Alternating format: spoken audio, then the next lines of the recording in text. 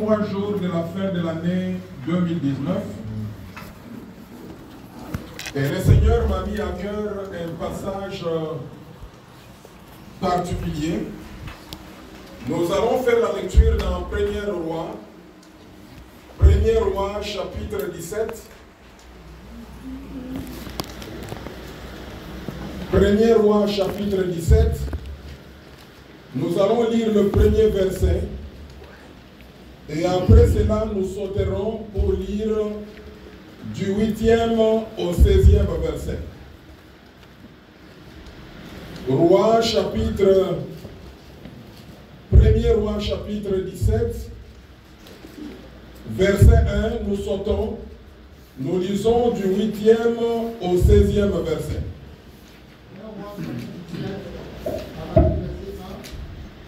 Élie, le Tishbite, l'un des habitants de Galaad, dit à Akab: L'Éternel est vivant, le Dieu d'Israël, dont je suis le serviteur. Il y aura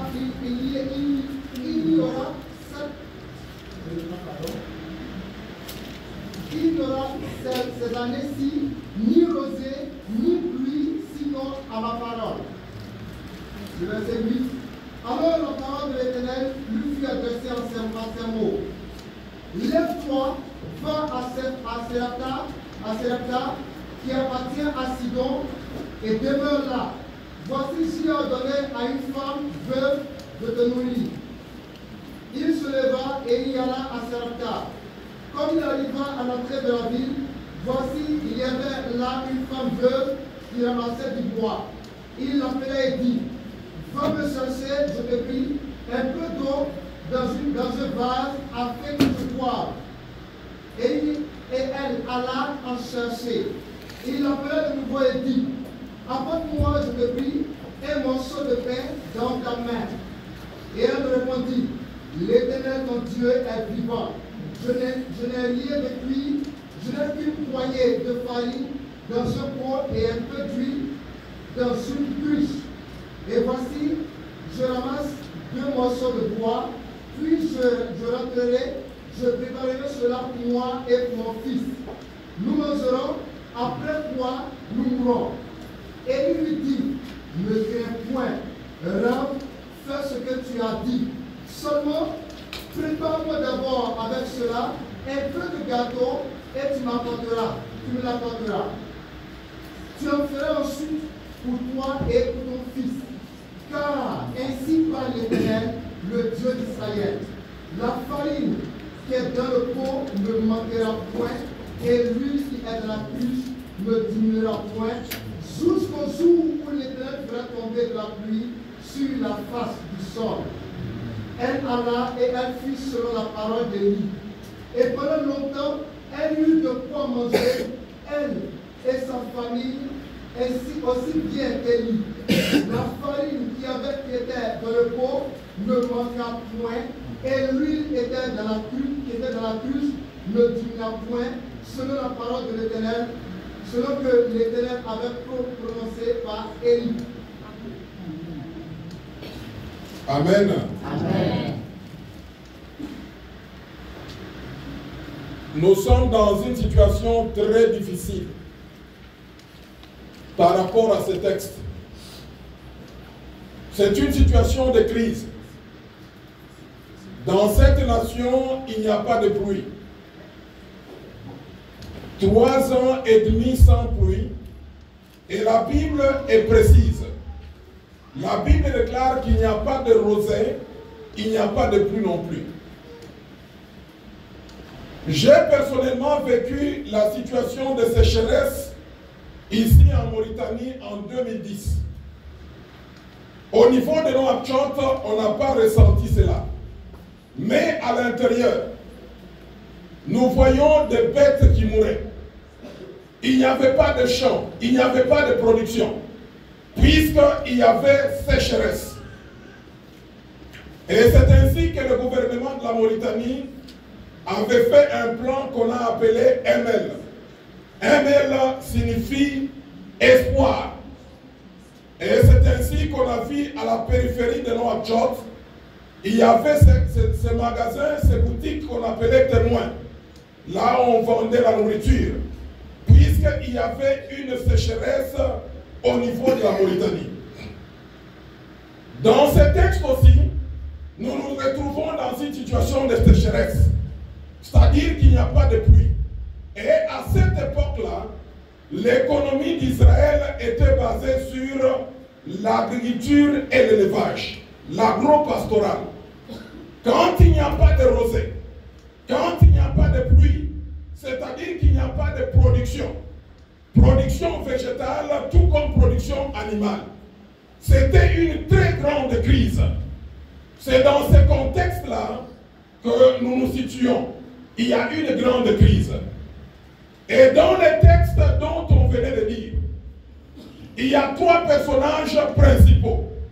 Et pour mon message de ce matin, je vais insister sur chacun de ces 3 personnages. Dans le premier verset, je voudrais insister sur le personnage Dieu. Élie va dire au roi Akab, à cette époque-là, c'est le roi Akab qui régnait. Élie se présente devant le roi Akab, il lui dit, roi Akab, il n'y aura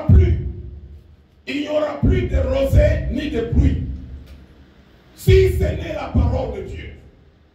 À travers ce premier verset, je découvre 3 aspects de notre Dieu. Et écoutez-moi très bien. Laissez-moi vous dire que Dieu n'est pas un homme. Dieu est différent de nous les hommes. Dieu est caractérisé par 3 choses. La première chose, il est maître des temps et des circonstances. Amen. Amen. Nous trouvons cela dans Daniel. Quand vous lisez Daniel chapitre 2 et le verset 21, Daniel dit ceci. Daniel dit que Dieu est celui-là qui change les temps et les circonstances. Daniel dit également que Dieu est celui-là qui renverse et qui établit le roi. Et il dit également Dieu est celui-là qui donne de la sagesse aux sages. Et celui-là qui donne la science aux intelligents. Ça, c'est la première caractéristique de notre Dieu. Alors, quel privilège que nous avons d'avoir quelqu'un qui est maître des temps et des circonstances. Alors, j'aimerais rentrer plus bas pour me faire comprendre. Quand je dis que Dieu est maître des temps et des circonstances, je voudrais tout simplement dire ceci. Dieu est celui-là qui change les temps. Il peut faire chaud à 7 heures. Mais Dieu qui est maître des temps et des circonstances, il peut refroidir ces temps. Plus que même un climatiseur. Puisque c'est lui qui décide. En d'autres termes, notre Dieu a un appareil. C'est lui qui détermine le temps. Il sait que les temps seront durs. Il sait que les temps seront faciles. C'est lui seul qui les détermine. Daniel a compris cela dans sa vie. Raison pour laquelle Daniel s'est attaché auprès de Dieu, puisqu'il savait que Dieu était le maître des temps et des circonstances. C'est lui qui change. Il change les temps tel qu'il le veut. C'est lui qui change la page de nos vies. Aujourd'hui, tu peux être dans une page sombre, mais j'aimerais te dire que la personne qui est capable de changer la page de ton histoire, c'est Dieu. Et il a fait avec plusieurs personnes. La deuxième chose que je découvre de la part de notre Dieu, Dieu est celui-là qui crée. Il crée les saisons. Vous savez que les saisons que nous avons, c'est Dieu qui les a créées. En Afrique, généralement, il nous a créé, il a créé 2 saisons. Nous avons la saison sèche et nous avons la saison de pluie. Mais quand il va en Occident, en Europe, aux États-Unis, au Canada, Dieu va créer 4 saisons. Il y a l'hiver, il y a l'été, il y a le printemps et il y a l'automne. C'est Dieu qui a créé cela. Et cela se retrouve dans Genèse chapitre 1er et le verset 16. L'auteur, c'est lui qui a écrit Genèse, c'est-à-dire Moïse. Moïse, qu'est-ce qu'il va dire? il va dire que Dieu a créé deux grands luminaires. Un luminaire qui est grand pour présider la journée. C'est ce qu'on appelle le soleil. Et quand tu vois la création du soleil, tu découvres la perfection de Dieu. Le soleil se lève toujours à l'est et il se couche toujours à l'ouest. Ça, c'est la perfection de Dieu. Et Dieu a créé également un petit luminaire qu'on appelle la lune pour présider la nuit. Alors, tout ça, Dieu a fait pourquoi? Pour séparer les jours avec la nuit, pour séparer les secondes avec les minutes, pour séparer le jour avec la semaine, pour séparer le mois avec l'année. 2019, c'est la création de Dieu. Bientôt là, dans 3 jours, Dieu va créer 2020. Nous, on n'a pas encore vu 2020, mais Dieu voit déjà 2020, avant qu'il ne soit 2020. Et ça, c'est le deuxième aspect de notre Dieu. Le troisième aspect de notre Dieu, c'est un Dieu qui est fidèle à sa parole. C'est-à-dire quoi? Dieu se tient derrière sa parole pour l'exécuter. Il n'y a que l'homme qui est menteur. D'ailleurs, c'est ce que la Bible dit. La Bible dit que l'homme est menteur. Et le Fils de l'homme, il est quoi? Il se répand. Il change. Le matin, il peut te dire, viens chez moi. Je vais te donner 20 ouguiya. Tu viens à 12 heures. Tu t'efforces même. Quand on t'a déjà promis 20 000 ouguiya à 12 heures, tu vas te présenter à 13 heures. Tu vas te présenter à 13 heures. Alors, tu vas te présenter à 12h30. Tu vas te présenter à quelle heure?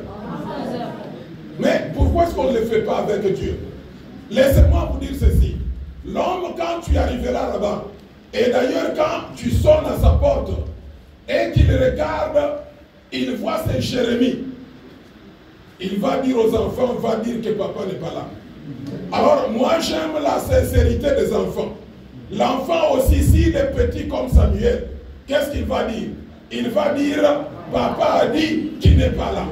Ça c'est l'homme. L'homme n'est que menteur. Le Fils de l'homme se répand.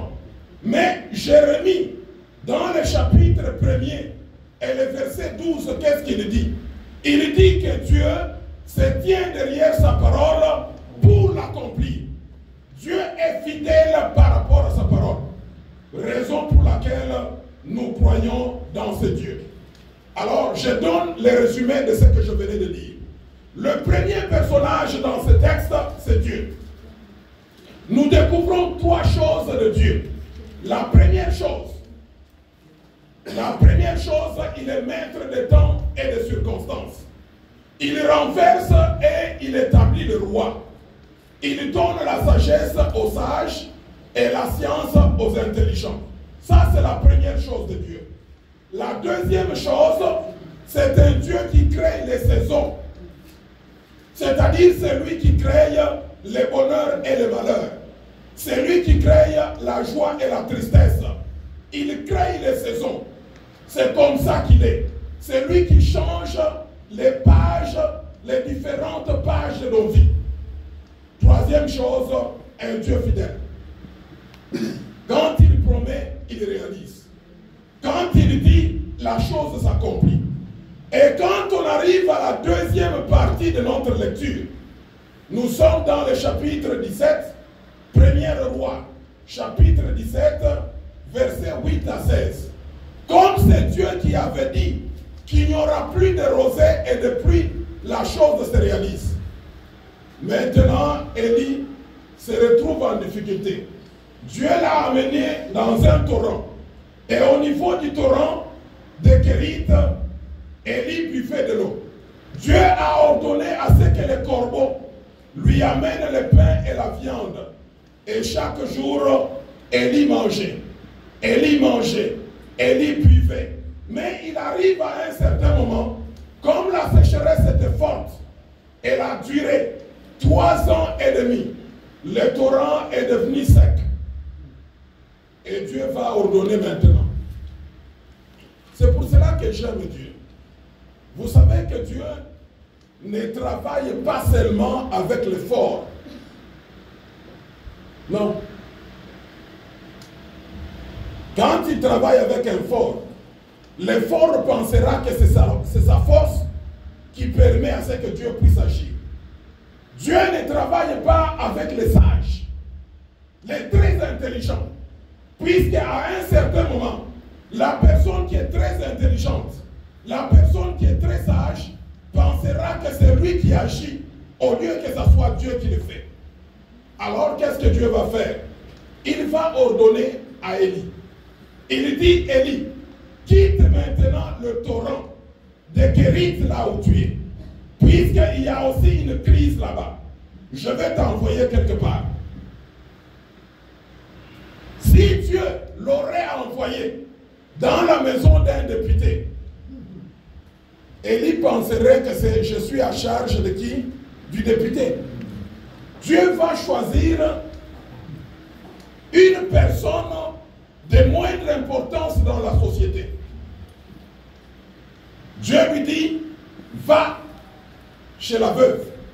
Alors, vous et moi, serviteurs, vous qui êtes là, bientôt là, vous serez serviteurs de Dieu. Je crois, dans la plupart des cas, si on prophétisait ici, c'est moi Dieu qui parle. J'enverrai deux personnes. Une personne va partir aux États-Unis, à New York.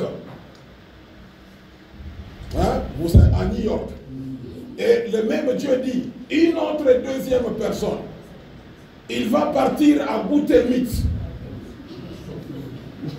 Et on te demande de faire le choix. Tu vas vouloir partir où? États-Unis. Et là, tu ne vas même pas faire une prière pour préciser l'orientation. Et là, tu vas dire, oui, je reçois. Et les gens vont se battre. Mais Dieu, qu'est-ce qu'il va dire à Élie? Élie, je t'enverrai quelque part. Et la destination que Dieu a sélectionnée pour Élie, à mon avis, ça pose problème. Il dit, je t'envoie à Sarepta. Et à Sarepta, là où je t'envoie dans la maison d'une veuve. Vous comprenez? À cette époque-là, au niveau d'Israël, une veuve était dans la catégorie des indigents. C'est-à-dire quoi? Quand quelqu'un a son champ et qu'il a fait la récolte, Dieu demandait à ce que la personne ne récolte pas dans le coin. C'est-à-dire, tu fais ta récolte, tu prends partout, mais ne touche pas aux quatre coins du champ. Le premier coin, le deuxième coin, le troisième et le quatrième. Et ces coins-là de champ, là où tu n'as pas fait la récolte, les gens qui devraient récolter là-bas, c'est ce qu'on appelait la catégorie des indigents. Dans la catégorie des indigents, il y avait la veuve. Dans la catégorie des indigents, il y avait l'orphelin. Dans la catégorie de l'indigent, il y avait l'étranger et même les pauvres. C'est-à-dire des gens qui sont incapables de produire. Une veuve, c'est quelqu'un qui est incapable de produire. Laissez-moi vous dire ce que c'est une veuve en Israël. Une veuve en Israël, c'est une femme qui a perdu le mari. Deuxièmement, c'est quelqu'un qui n'a pas d'héritage. Puisqu'en Israël, les femmes n'héritaient pas. Elle n'a pas d'héritage, elle n'a pas de source de revenus et elle dépend des autres personnes. Et c'est vers cette famille-là, vers cette femme-là, que Dieu envoie Élie. Je parle de mon deuxième personnage, Élie. Élie en tant que serviteur de Dieu. Mes amis, aujourd'hui vous serez consacrés serviteurs de Dieu. Laissez-moi vous dire que serviteur de Dieu, ce n'est pas comme on le pense. Vous pensez que vous serez honoré? Non. Vous serez les sujets d'actualité de tout le monde. C'est-à-dire votre vie sera examinée minutieusement. C'est différent. Maintenant, quand vous passez les gens vont vous regarder. C'est-à-dire, soyez conséquents. Serviteur de Dieu, c'est accepter de prendre une charge. Jusqu'à hier, vous mangiez seul. Mais en tant que serviteur de Dieu, vous allez manger avec les autres. Fini le temps de manger dans la chambre à coucher. Vous allez manger soit à l'extérieur ou au salon. Au su et au vu de tout le monde. Alors, chez moi, quand on devient serviteur de Dieu, c'est-à-dire sa maison doit être ouverte. Tu n'auras pas de salon particulier. Tu n'auras pas de temps privé. Tu n'auras pas la nourriture qu'on garde à toi seul là. Non, tu dois apprendre à manger avec les autres. Êtes-vous toujours prêt à être consacré comme serviteur de Dieu? Alors ne dites pas, je ne suis pas pasteur, allez chez pasteur Higuette. Non, vous l'êtes aussi. Papa prêche. Alors, sachez aussi, quand on devient serviteur, surtout ici à Fama, on ne travaille pas pour notre ventre. Non, nous sommes là. Quand on est serviteur, nous nous rappelons de ce que Christ a dit.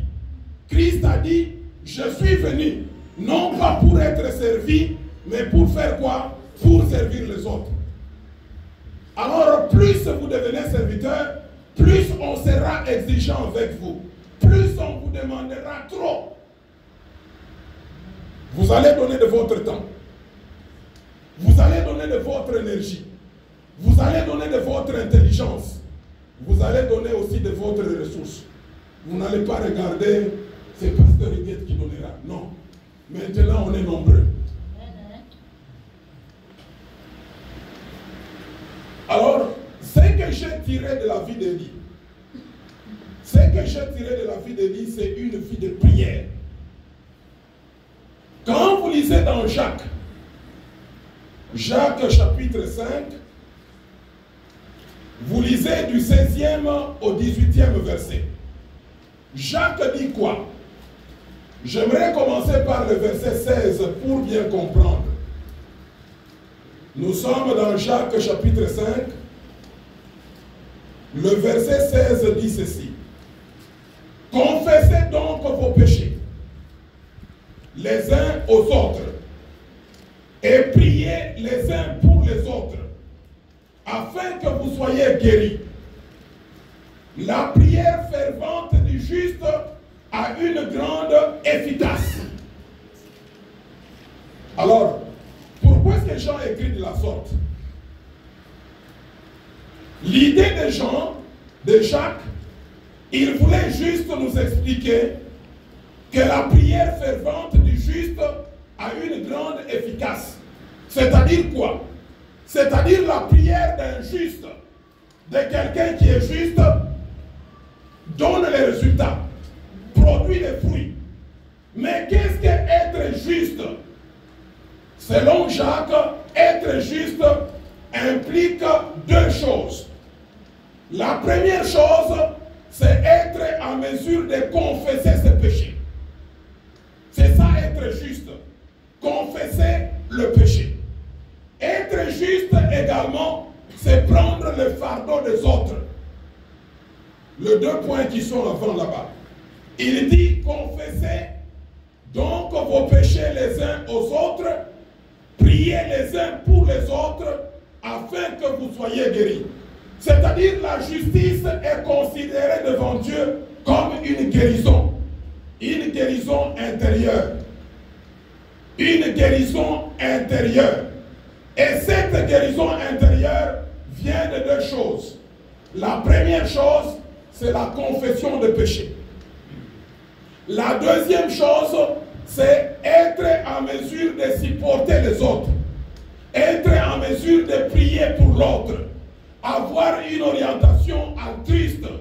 Dès qu'on a ça, on devient juste. Et dans le verset 17, il dit, Élie était un homme de la nature, de la même nature que nous.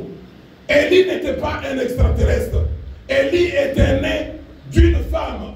Il avait un papa. Il avait une maman. Mais bien qu'il était de notre nature, qu'est-ce qu'Élie a fait? Il a fait une prière. Et la prière d'Élie était fervente. Et il a prié. Et il a dit, Dieu, je demande à ce qu'il ne puisse pas pleuvoir. Et Dieu a exaucé la prière d'Élie. 3 ans et demi, il n'y a pas eu de rosée ni de pluie. Et après cela, il va faire encore la prière. C'est cela notre Shiloh de 2020.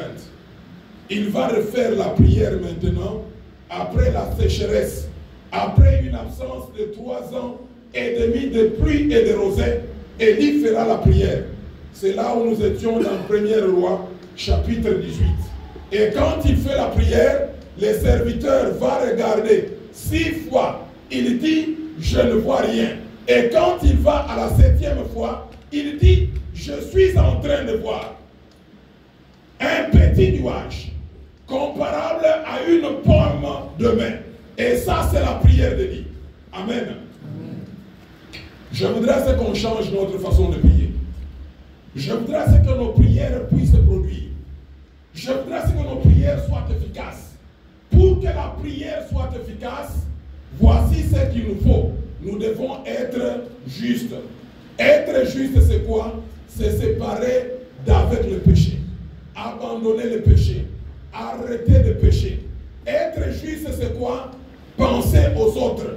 Quand nous pensons aux autres, quand nous faisons l'intercession, quand nous avons ce qu'on appelle une orientation altruiste, vivre pour les autres, c'est alors que Dieu exaucera nos prières comme il avait fait avec Élie dans sa prière. Amen. Amen.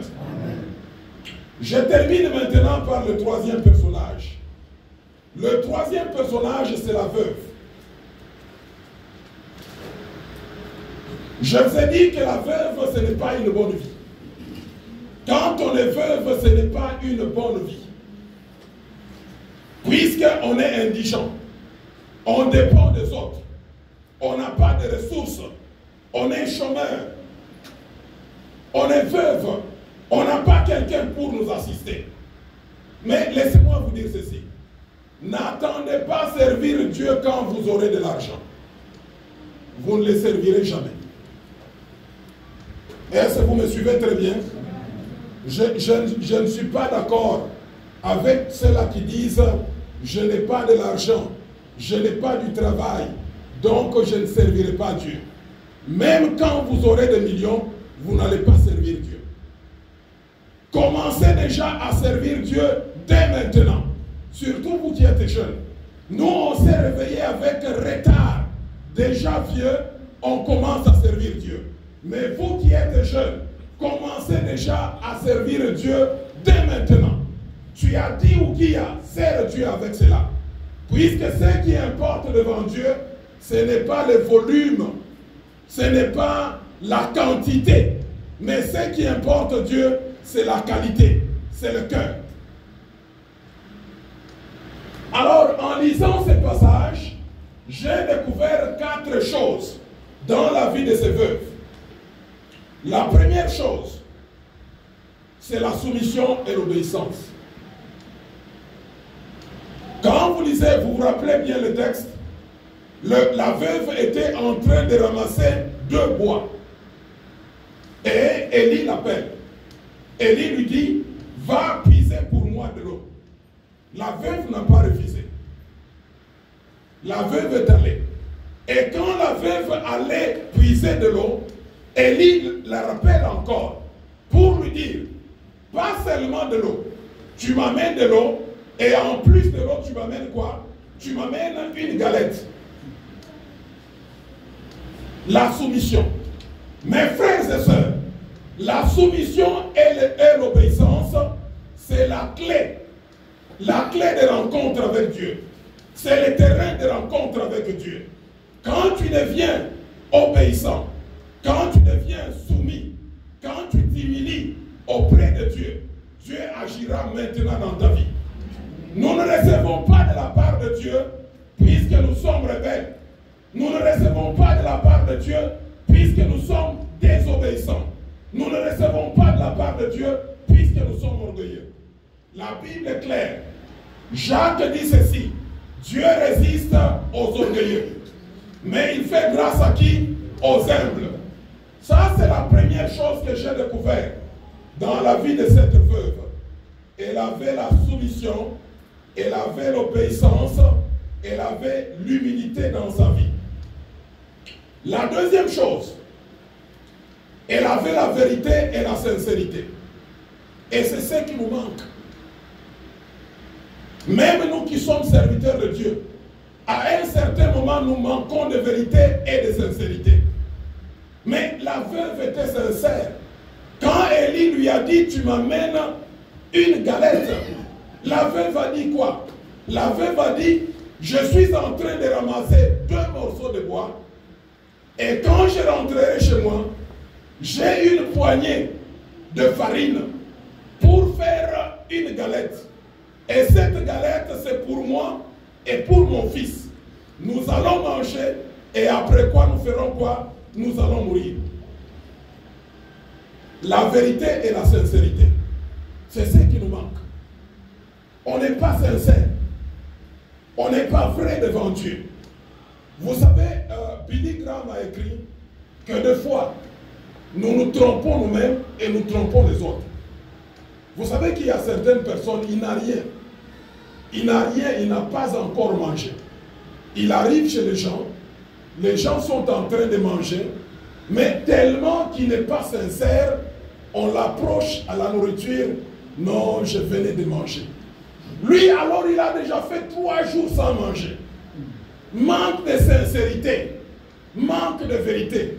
Il y a des fois, moi je pense que nous devons chercher à être ouverts, à être sincères.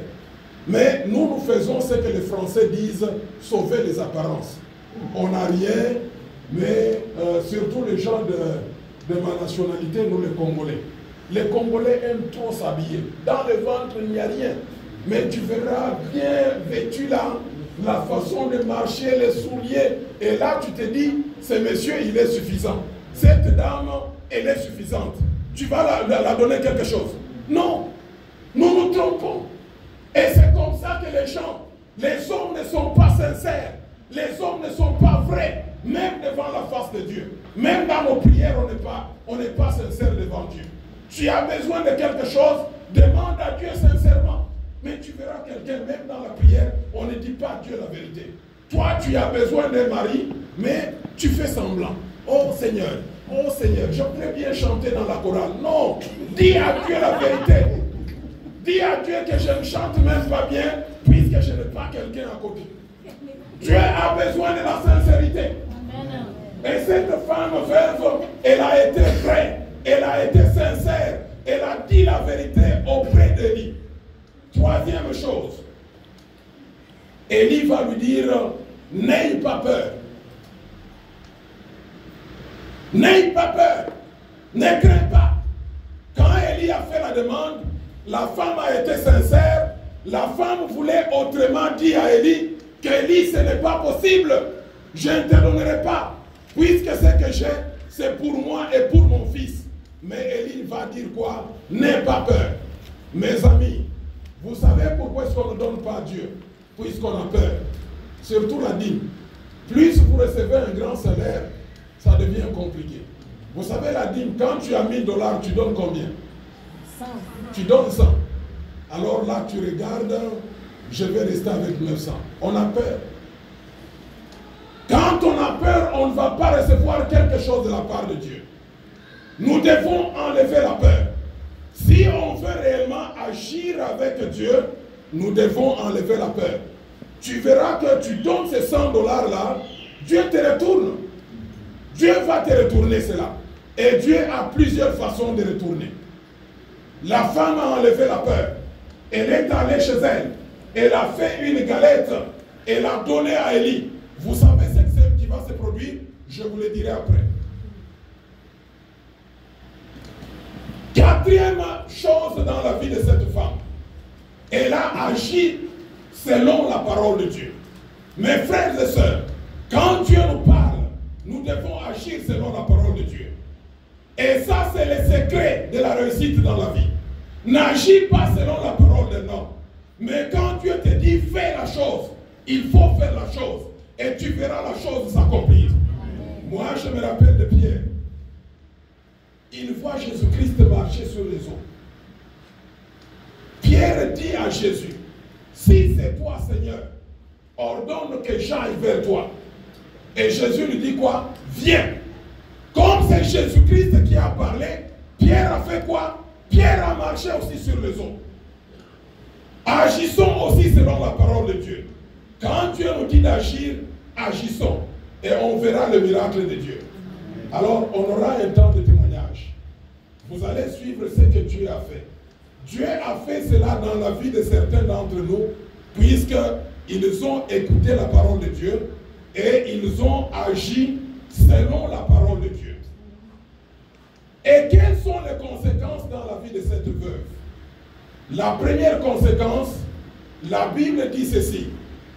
Pendant tous ces temps de sécheresse, pendant tous ces temps d'absence de rosée et de pluie, dans la maison de cette femme, il n'y a pas eu absence de la farine.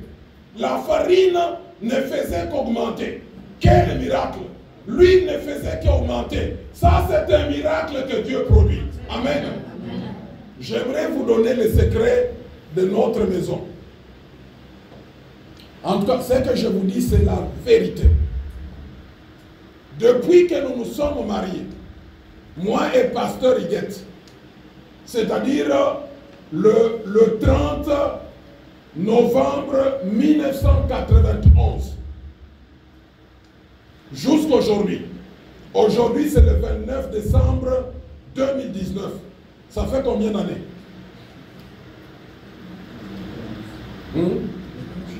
Non, Florent est où? Professeur.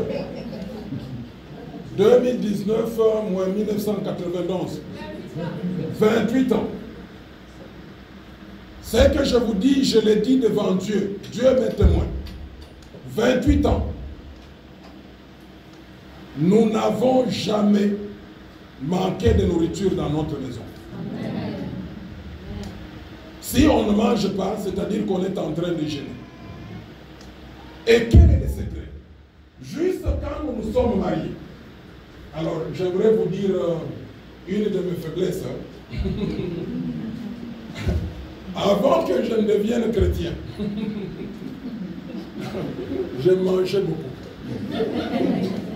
Et je sauvais mon espace.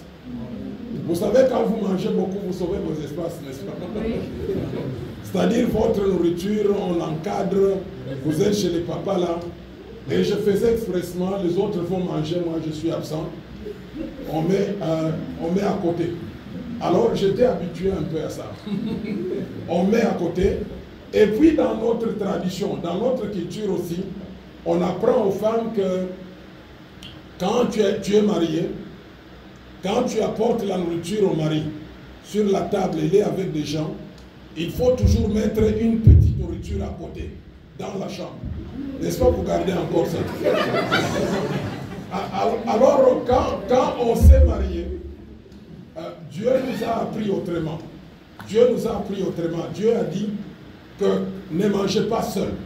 C'est-à-dire, quand elle terminait à préparer les boucaris, les repas, on mettait ça à table. Nous, on priait pour que les gens viennent manger avec nous. On commence à prier. Et Dieu était fidèle à cette prière. C'est-à-dire, quand vous terminez la prière, quelqu'un entre et on mangeait. Mais il y a des miracles qui se produisaient. Il y a des fois, tu regardes la nourriture, tu dis, ça c'est une petite quantité. Mais vous mangez cette nourriture, la nourriture ne faisait qu'augmenter au point que vous terminez. Et ça, c'est le miracle de notre maison, jusqu'à présent.